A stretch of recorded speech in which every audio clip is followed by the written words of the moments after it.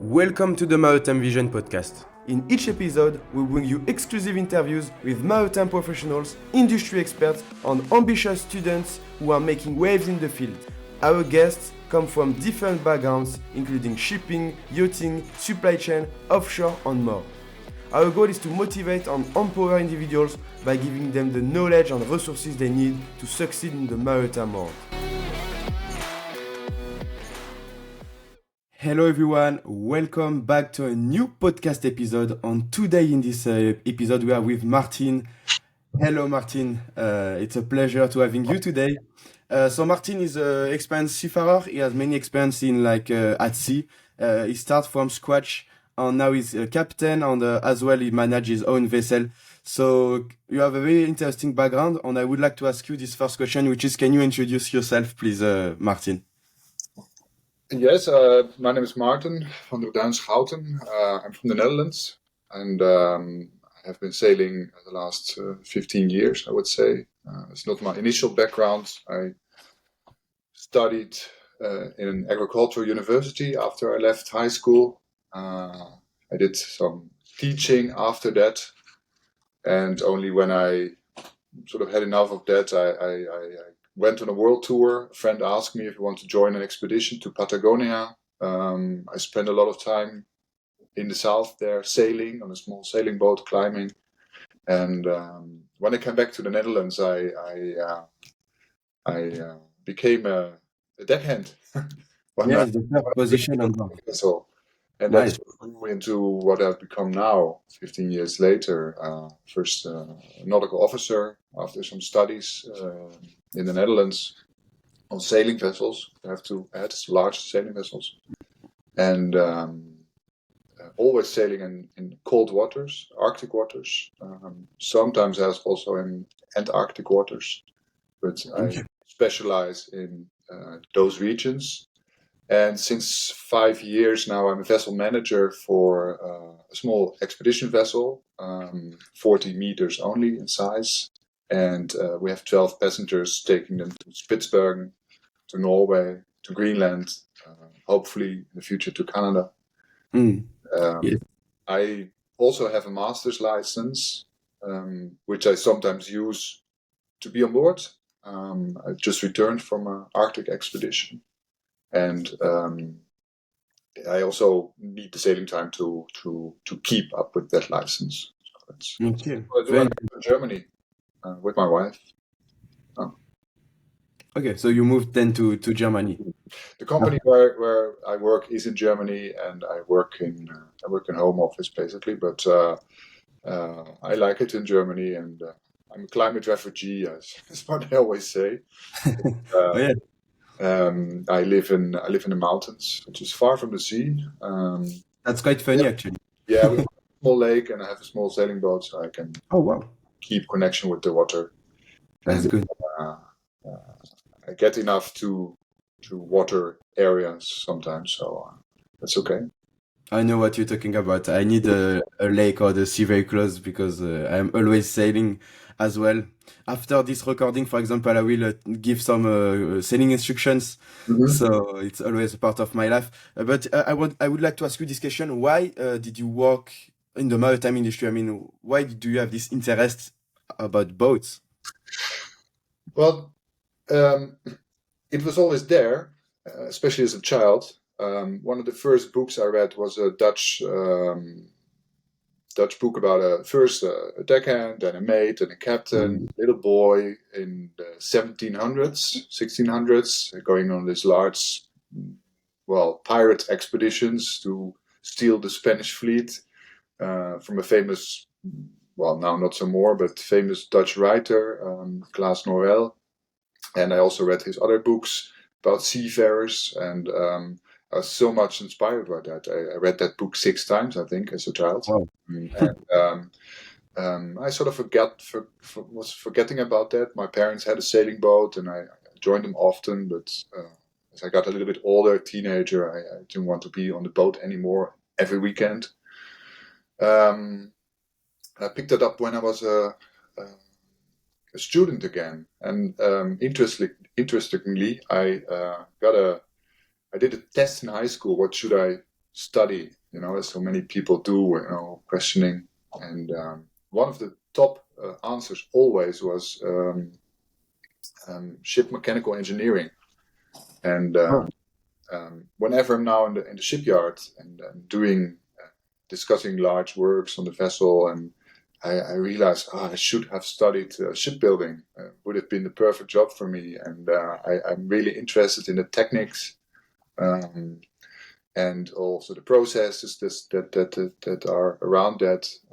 There's a large shipbuilding industry in the Netherlands, of course. I come from the Rotterdam area, and we had a lot of shipbuilding facilities next door, basically behind the dike where I was living.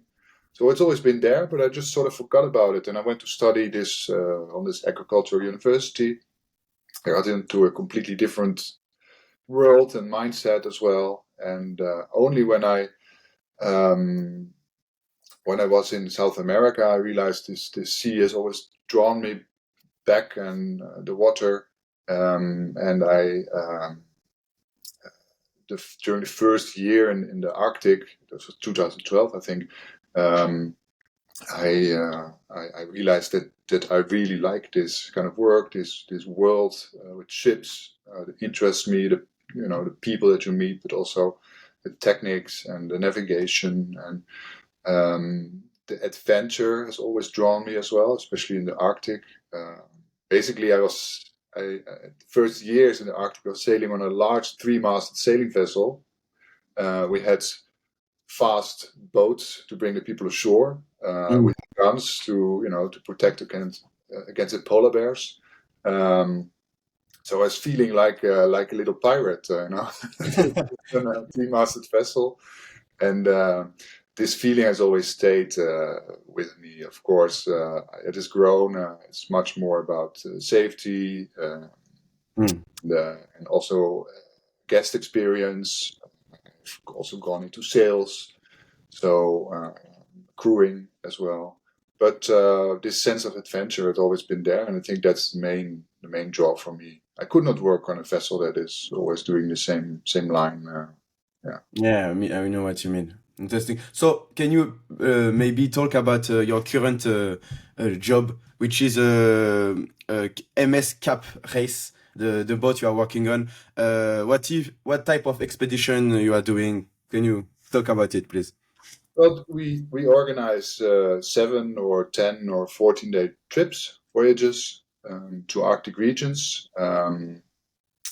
This year, the last years, we have been in Spitsbergen, and we also go to northern Norway, also above the Arctic Circle.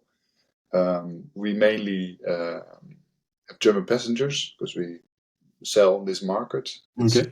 We are both vessel owner and operator of the vessel. Okay. My job is vessel manager, and I'm basically a relief captain, I would say. I have 2 colleagues that share most of the load as a captain. But as I said, I want to keep my license, and I also really like the job itself. So, Yes. and, I organize everything that has to do with the vessel. So it's a very small company. It's a small vessel. There's a larger company behind, which is a publishing company. So we use, let's say, the editing qualities from them for brochures and website and stuff like that. And what I do is organize the crewing. I organize the logistics, the technical maintenance. Okay. Basically being there whenever there's a problem, quality management of the product that our passengers buy in the end. I also do some business-to-business sales.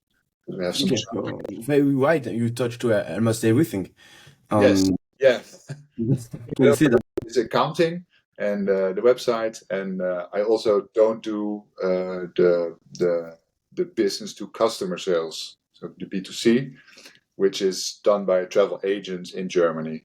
So And it's actually it's a charter business. I mean, you giving a expedition to people.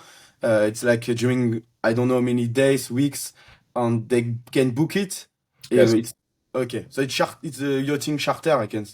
yes, it's not a traditional charter where you charter the whole vessel. although we sometimes do that to operators, that they say, okay, we have 12 people, we can bring them.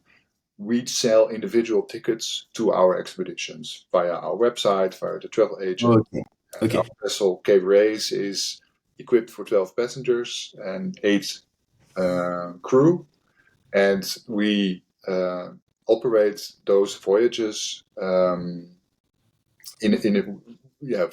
A to Z, so flights, berthing Oh, on the ship, all inclusive. transfers, but also everything that's on board with the food and everything. And basically, people buy an individual ticket for those voyages. Okay. So actually, it's a mix of cruising and yachting, like we can say. Yeah. It is a yacht, a commercial yacht. The vessel is registered.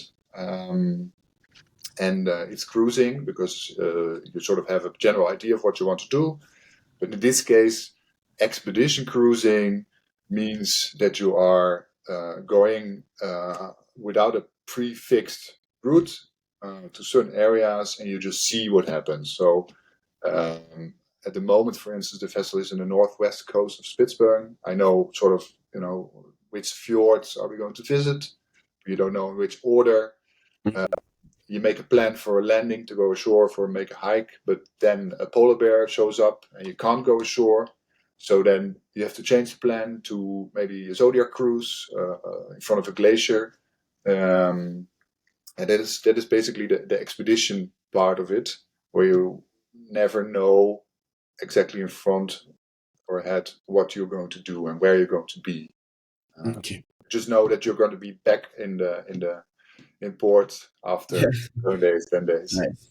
Okay, so it's a good overview of what you do. I want to ask you this question, which is very important for people who want to know how it works. The job of a vessel manager. And can you talk a little bit more about the Arctic side? Because vessel manager, this is the someone responsible to manage all aspects of the ship of the vessel. But what is the difference when you have to do it for the Arctic part of the world? You have maybe more responsibilities. What kind of task you need to take into account? Well, one aspect is of course the vessel preparations, immersion suits and following the polar code, training of officers, stuff like that. The other side is the remoteness. So that means also contact with crew. Satellite connections are improving, say Starlink, but still it is far away, and I only have limited access to email and to the crew itself.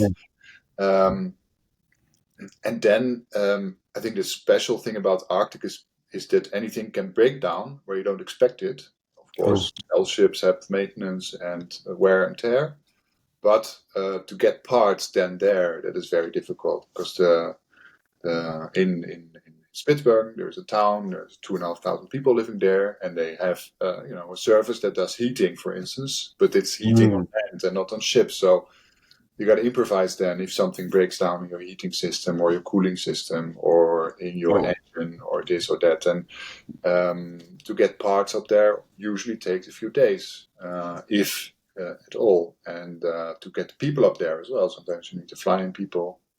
So that is very difficult, and you need to bring spare parts as much as you can.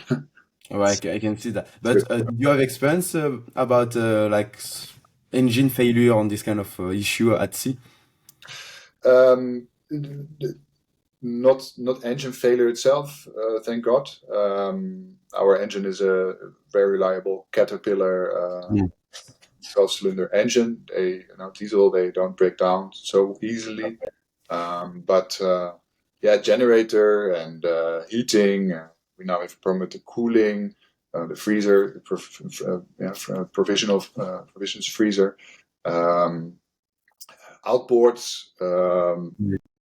Last year, one of our guides hit a rock underwater driving the boat. So the gearbox of this outboard was completely destroyed, and basically buy a new one, but it's not any there. So, and yeah, I've had all kinds of different things that you have to improvise a little bit for. Okay, so it's your role you to find solution in terms of in case of issue. But as a vessel manager, you always have to maintain the ship. Sometimes do refit of the ship, go to the shipyard on. Yeah, that's also the big part of it. So Mm. our vessel is an older vessel, 60 years old, and I've Mm. noticed over the years that it's very important to maintain a vessel like this. You can't run her down, Mm. for 11.5 months per year. You need to have at least 2 months of shipyard dry dock or resting time in the winter where you improvise, where you repair, sorry, the vessel. And we spent the last 2 years, 2 months per winter at the dry dock, effectively on the dry. We Last year we've taken out the entire shaft, propeller shaft, intermediate shaft, all of the Oh. bearings. We replaced all of that. We put a new propeller on it for the first time in 60 years. Um, so the whole drivetrain there was overlooked. We did a lot of works on the main engine, generators.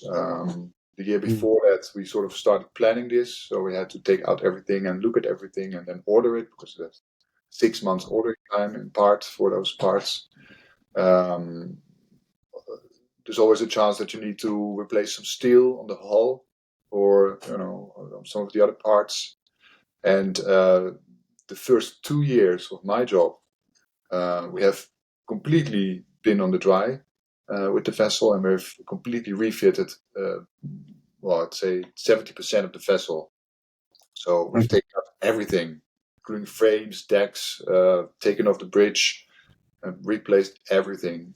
Also, Mm. the joinery inside, all the water, all the electricity, all the navigation systems.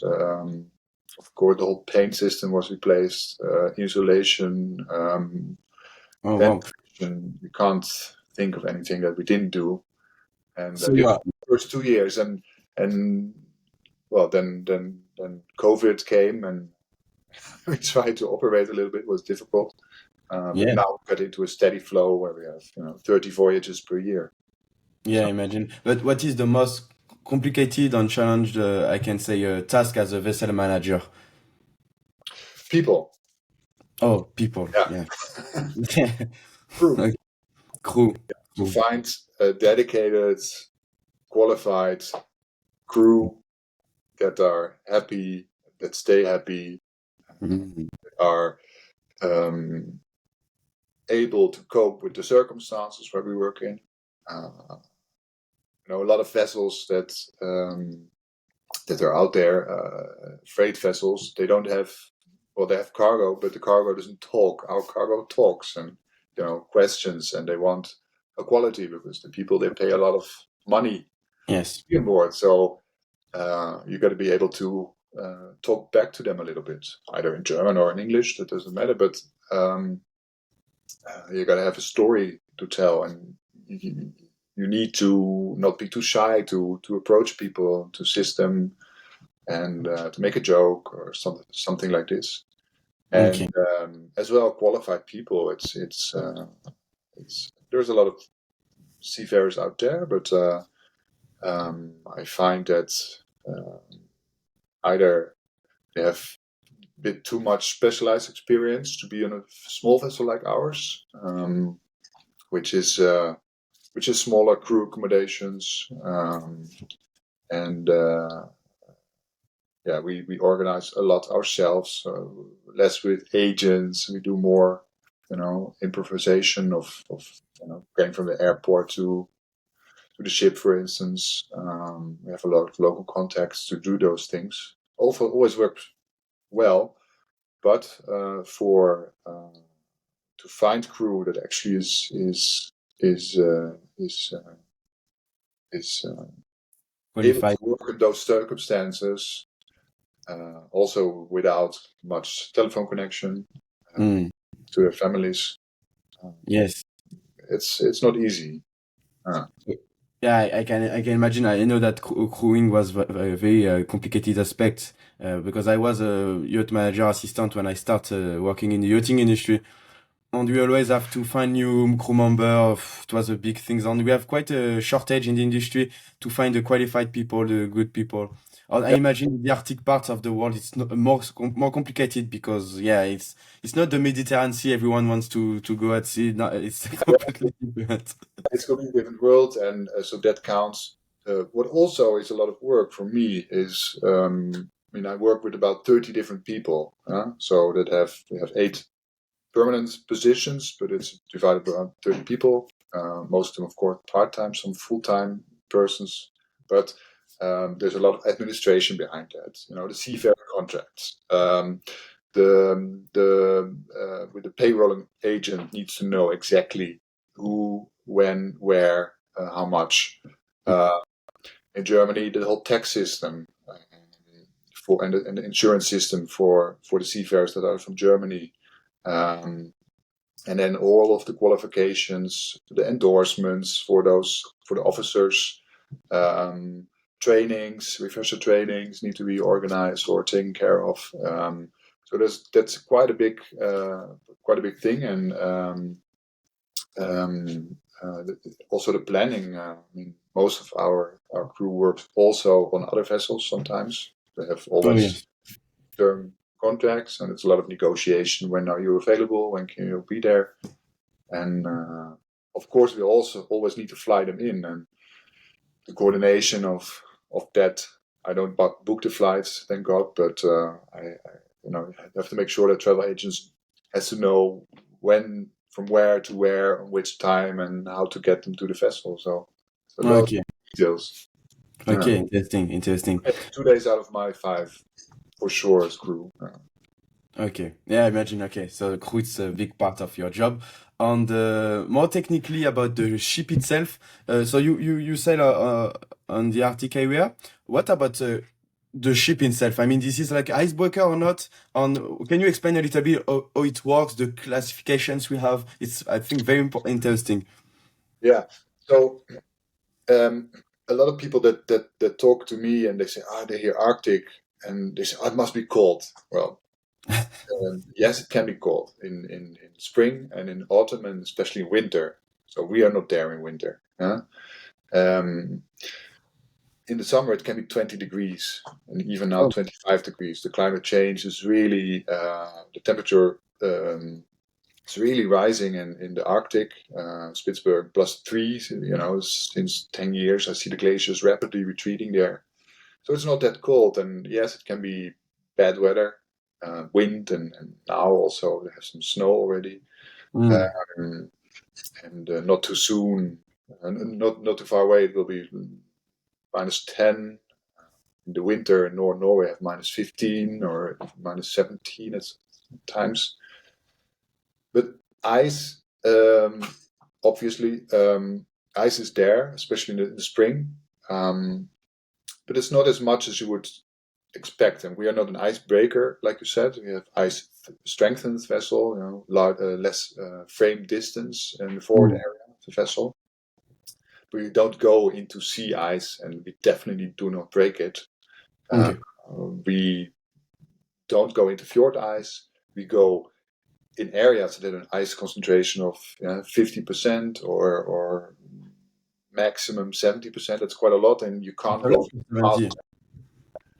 But yeah, the vessel is made for operating in ice waters, but it's not an icebreaker. And some of Mm. the new larger expedition vessels out there, they are properly equipped to be an icebreaker. Okay. Vessel Do Commandant Choco is a do known. you feel do you feel limited about this fact, the fact that it is not an icebreaker? Sometimes did you imagine, "Oh, I need an icebreaker"? No. No, basically it's all about planning, so you avoid the areas where you can be locked into the ice. So let's say you have a fjord opening out to sea, and there's some islands out in front of the coast in the sea. So if you know there's ice in a certain area and there's a wind direction that is predominant, or you have seen it on the grip files, and you can see the ice from a large distance because the ice blink, this reflection against the Mm. lower clouds. And once you are able to calculate that current as well, very important. So you have to have some local knowledge on where you sail. Then if you do that well, you do not get locked into an ice area, and you can sail in and out of the fjord in time without ice contact, basically. Okay. Of course, the passengers would like to see ice. It also was one of the questions: can we go to the sea ice? And it's a great thing to bring the vessel to the edge of the ice, and maybe a little bit, 2 ships lengths in, a little bit, just to, because it's all broken up. You can very slowly, 1 knot. You can just go in. And that is not a danger itself to the vessel, to the vessel structure. The propeller is the weakest part there. We have a ring around the propeller, cord nozzle. Okay. And actually, this sort of cage which is protecting the propeller. It's originally meant to give more push, of course, to the former fishing vessel that it was. Oh, you mean the propeller? You have a cage around on? Yes. Okay. Yeah, Oh. yeah. This was made in the fishing times to pull harder. So you concentrate the propeller flow, and at fishing, pulling up the nets, they needed a lot of that. Okay. We still have it, and it serves sort of as a cage to protect, especially when reversing in the ice, to protect your propeller. Yeah, sure. It's quite deep, so our propeller tip, the top, is at 2 meters below water level. So you have quite a big draft in the ship itself. Yeah, it's almost 4 meters. So yeah. Okay. Yeah. Oh. So, Okay. and then if you realize that the ice thickness, the sea ice thickness of young and fresh ice, 1 year ice, is about 50 centimeters, then I can be quite confident that when I back up in those ice conditions, remember it's just 2-3 ships lengths back up, that I won't damage the propeller in this way. Okay. Because the most important thing is reverse mode. If you have ice, it can destroy the propeller more than if you're going front. Well, if you go front with 10 knots and you hit a piece of ice, For sure. But I mean, just not a question of speed, a question of the fact that the propeller is working. If you touch the ice from the back, it has direct impact on the propeller. But if it's from the front, you still first you have the hull, and then you know what I mean. yeah. Then sort of the shape of the vessel makes it go around. And Yes. so, in my mind, this is important. One other thing that we never thought of before is that the seawater can be super cold in those areas, because the salt can be actually below 0. And if you go deep enough, and the previous vessel owner had this problem once, that the seawater intake, which is also at 3.5 meters, the seawater intake was taken in so much cold water and also brash ice, so the really, the finest parts, Yes. they through the grating there, that the whole sea chest was basically blocked up with ice particles, and they couldn't get enough seawater for cooling the generator, for cooling the main engine. Yes. Mm. And we have a possibility to bring our main engine cooling water back into the sea chest, thereby preheating this area.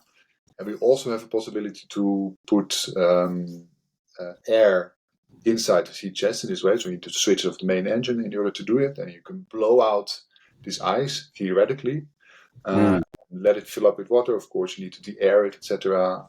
The engineer has a job there, but you have a better possibility of stopping the engine, blowing the ice out, and starting again.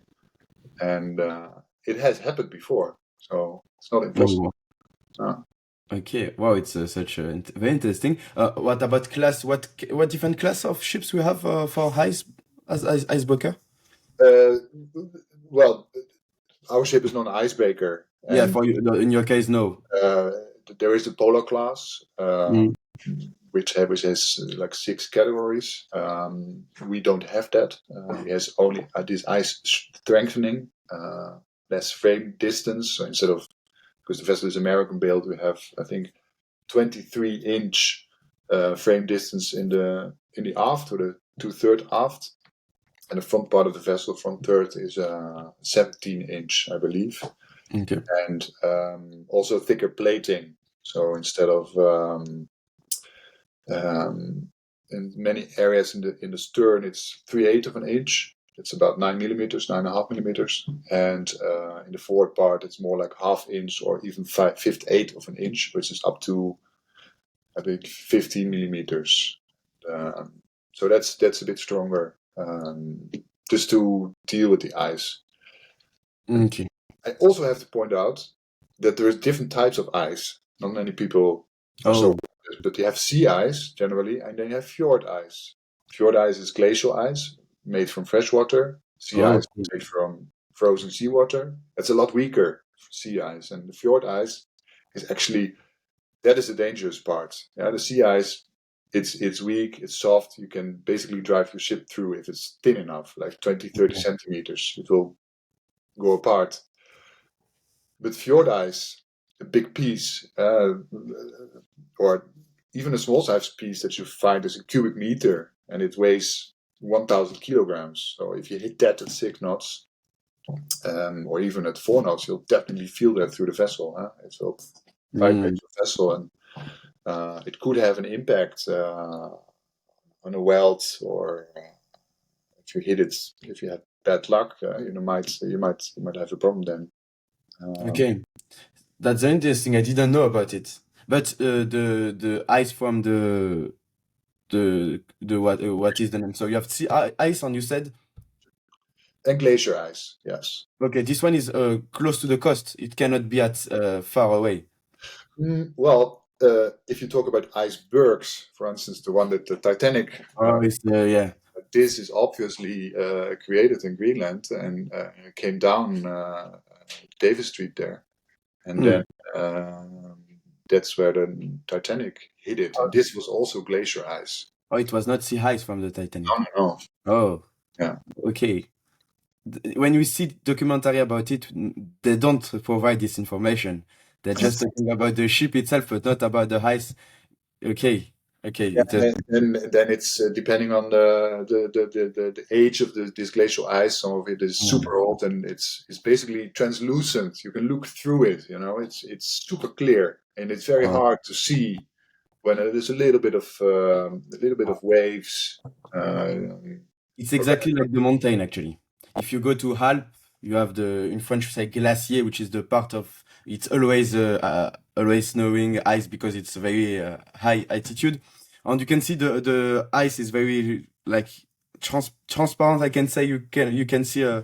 across it. So yeah, that's a good point. About polar ships, so polar ship can across all kind of ice or only the sea ice? Well, I think any polar ship can it's easier to deal with in sea ice. But Mm, in sea ice, the problem is the quantity of it, and it will basically hinder your progress through a certain area, especially when it's changing, and it's changing all the time. There's a wind, there's a current. The mm, glacier ice, it's much more isolated dangers, mm, like a shallow rock or something like this, where that you have to avoid. You have to sail around. In our case, anything over, let's say, 50 times 50 times 50 centimeters, I try to avoid. okay, okay.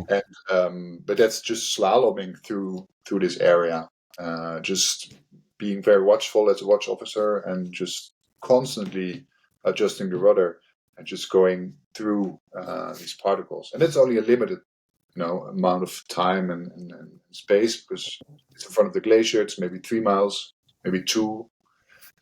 Maybe just a band of ice where you need to go through because of the wind and the currents that put it there. The sea ice, if you talk about, let's say, a northeast passage, to name something very extreme, that is a very long stretch of a lot of ice. Also, of Mm, course, operating in the Baltic, where cargo ships go in winter to pick up wood in Finland. They have to go through long stretches of open water with ice. And that is a completely different story, of course. And there you need to be prepared much differently as well. Okay. And in terms of engineering, I mean the engine on heating system, when you turn on the engine, to take the fuel from the tank and to bring to the engine like very quite hot, the good temperature. Do you have like more advanced system than like a regular ship? I mean, when you sail in Arctic part of the world, or for polar ship. No, our engine is preheated by the general heating system on board. It's a separate boiler. It's also diesel burning. But that's just to keep it warm before you start it. I do believe we do heat up the diesel a little bit before putting it into the engine. But actually, the water temperature itself of the surrounding waters, they are, in Spitsbergen it's 4 degrees to 2 degrees, at least in summer. But it's pretty constant. The only thing that is very difficult to do in Arctic waters is water production. So we use a reverse osmosis process where we make our own water on board, and this is greatly affected by the water temperature. Whereas you would, with 20 degrees water, you would maybe produce, let's say, 200 liters with one system and per hour. And in Arctic, 70 liters, so a third of that. Oh, wow, makes sense. Wow. And, of course, passengers need to be kept warm, so you need to have a pretty good boiler. Yes. And you have to have different safety kind of equipment, because if you have to abandon the ship, then you're in deep shit. Oh, yeah. Right? Yeah, in terms of safety, it needs to be like quite EV regulation on EV, I mean, equipments. Yeah. Okay, very interesting. Let's switch to another topic more about maybe sustainability technologies. Your ship is quite old, you mentioned, and do you want to make it like more advanced? And it can be in terms of sustainability or even in terms of technology on board, navigational equipments, this kind of stuff.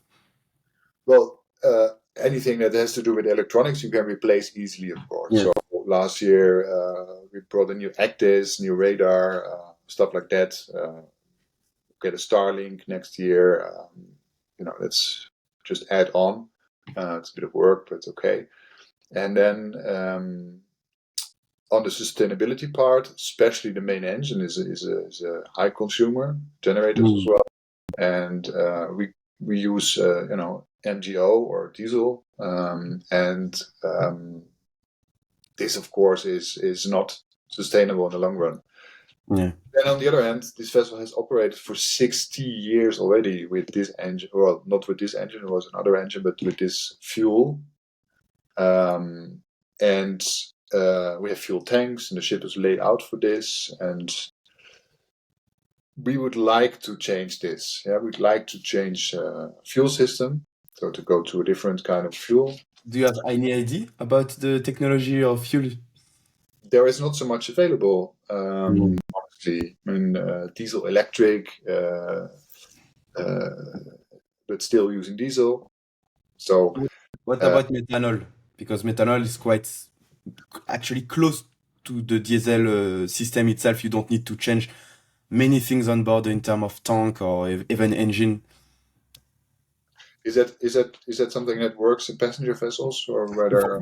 So I know that in the shipping industry, like container vessels, like Maersk launched this methanol vessel. On many companies right now, we launch methanol vessel. In the cruising industry, I have no clue about it, but I know that in the shipping industry, we will see many of them in the upcoming weeks. Yeah. So to change that into our vessel, that would be a challenge in itself. You really need to want that. Also, it will be costly, I guess, to get a new engine, or new system, so including a boiler, etc. One thing that you need to consider is that you need to be able to fuel up in the area where you operate. And Oh yes. Mm. This is a big problem in Hamburg, our hometown, home port. We usually bunker GTL, which is a gas to liquid. It's basically a rest product from the petrochemical industry, where they turn gas into diesel-like fuel. No sulfur, biodegradable, etc. So that's quite good. But I cannot get it in Norway. There's no Yeah. bunker supply services that sells it, especially not in Svalbard, Spitsbergen. Next year we're going to Greenland, and everybody there uses diesel. So what else are you going to do? Bring your own ship with fuel to be Yeah. there? Yeah. Or It's more a issue about infrastructure than like the ship itself again, because I think what you see right now is that some of the new ships that are out there for expedition vessels, they do a lot of hybrid, so more electrical. But then, of course, you need something to generate the electrics as well, and then you can save that up for a bit, and you can drive on electrical engines for a bit. that's But why we see many nuclear vessel in the Arctic part of the yeah, world. yeah, yeah, and of course, you can become more sustainable when you build in a new engine, new diesel Mm. engine that has better electronics and technology to the control. And maybe you can also that's something that I'm thinking about, is switching to the diesel electric, where you have like 3 generators Hybrid. So controlled by mm. computer, that are either one is running at half power, or all 3 of them are running at full power. And if this is done properly by electronics, I guess you can save a lot of consumption of fuel.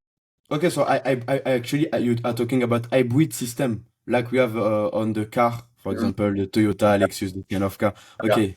Hmm. Mm. Yes, yes. I think this is the way to go for now. But at the same time, it will not be enough. And I also see that you need to change that. And one area to start this change is, for instance, in Norway, you see a lot of electric catamarans, ferries. Yes. Yes. But they operate in a small area from A to B and back, and they're able to recharge at night. And that's fine, and that's where it should start, to get the technology out there, to get experience with this kind of technology. Yeah. I'm very confident that this technology will improve over the next, let's say, 20 years, You because need, of that. yeah. There's demand for it. In port, in Hamburg, there's a lot of tugboats and ferries as well. You could all make them electric, basically. Especially in Northern Europe, we are quite advanced in terms of these technologies. That's how it is. That's how it goes, And you need to start somewhere, and you can't do everything all at once. And That's true. Yeah. we would definitely like to become more sustainable, because it's also a demand from our passengers. And Mm. also, we show them the fragility of the Arctic nature, the glaciers, etc. And at the same time, we contribute to their loss. But I think I also, it's a political statement, but you need to express the will and the desire to become more sustainable. And then, of course, you need to talk to other people, fair trade, trade shows, or Yeah. to competitors, or you need to read magazines, and you need to talk to people that are studying right now, because they have Yeah, yeah, sure. You need to collaborate. This kind of things. This is the only way to make it then, more. yeah, if there's a startup that has a good idea, it needs to be supported as That's true. well. And that is how progress starts. And the shipping industry is very slow to Always. adapt. Yeah. It's Yeah. it's very very fast, but there are a lot of innovations out there. I'm sure that they will. some of them at least will stick. They will. Yes, because right now we don't have one solution. We have many of them, but we don't know which one is the most realistic one, which one we can implement. That's the fact. Well, that is how how humans work. Yeah? And there was a lot of sailors that went in search of India and Indonesia. And only some found it, and then from different areas they came, and from different directions. And this is the same like this. We're looking for this solution, and there's different ways to get to this solution, and everybody and everything trying that is an effort in itself, and it's worth it. And some of them won't succeed for sure, but it Yeah. doesn't mean that the quest itself is stupid. Yes, yes, that's true. That's true. Uh, Good. I want to ask you two last questions because the time is running very quickly. We can talk for 10 hours if we want. But I would like to ask you this question. I think, can you describe one in the Arctic part of the world, one experience you have, like something crazy you did? well, that's a trick question because I have gathered so much experience in the last 10, 15 years. I've participated in over 60 expeditions. Um, my absolutely favorite environment is South Georgia, which is an island in the South Atlantic. That I've been there a few times. The first time on a 6-week private expedition, just 3 guys in a sailing boat. Later, I was there with a large cruise vessel, 200 people on board. And this island is so full and rich of wildlife that it's just incredible. You cannot imagine what it means, but if you haven't seen it, there are penguins and seals all over the place, glaciers, history as well, human history. Shackleton, if you're familiar with that name, he started his last expedition from there, the Endurance. He died there as well, and I'm fascinated by that place. It's something I dream of going back to at least. And if you Okay, talk right. about, well, Nice. if I can name one other island, that it's the White Island in the east of Spitsbergen, Okay. which is Wow. Vidroya. It's super special. It's good to know you like this part of the world. And I want to ask you this last question, which is, what advice can you give to someone, or like can be young, or someone who just want to switch his career, to work in vessel operation or even at sea? Okay, what kind of advice can you give? Well, the one big part of advice for upcoming watch officers, for me, would be to do not over rely on your instruments. Also, trust your eyes and your ears. Do not forget about those. I see it a lot that a lot of people are overconfident. The act is, we should be in safe waters. But then, if you look at the echo sounder, maybe there's something completely different in there. This happens in Arctic waters. And you need to look out. Yeah? The vessel that grounded last week in Greenland, um, that could have had some indications about shallow areas, looking at the glaciers, looking at the geology of the area.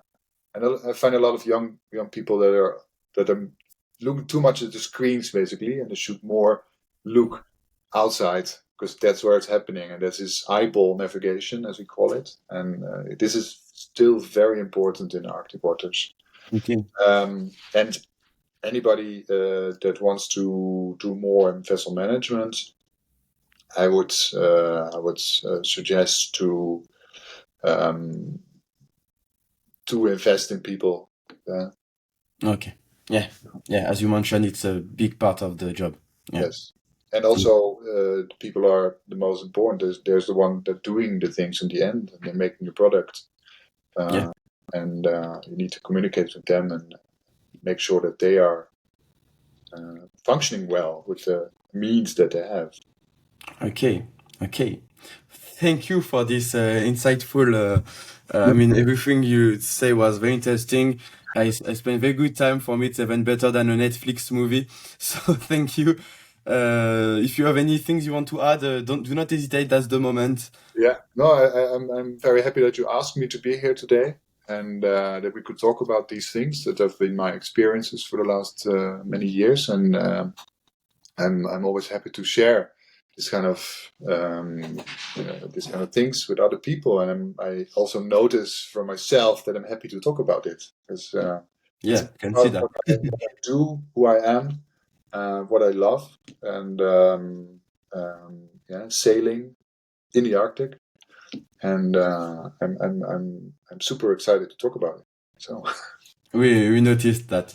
So thank you again, and I wish you a very pleasant day and all the best in your life. Thank you, Martin, and have a very nice day. have a nice day too. And to Thank all, you. Take care. Bye bye. bye bye.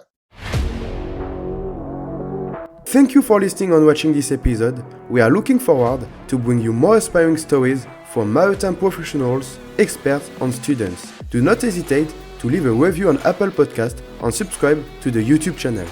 Your support means a lot to us, and it greatly helps in our continuous growth. We're committed to bringing you more exciting episodes with passionate guests.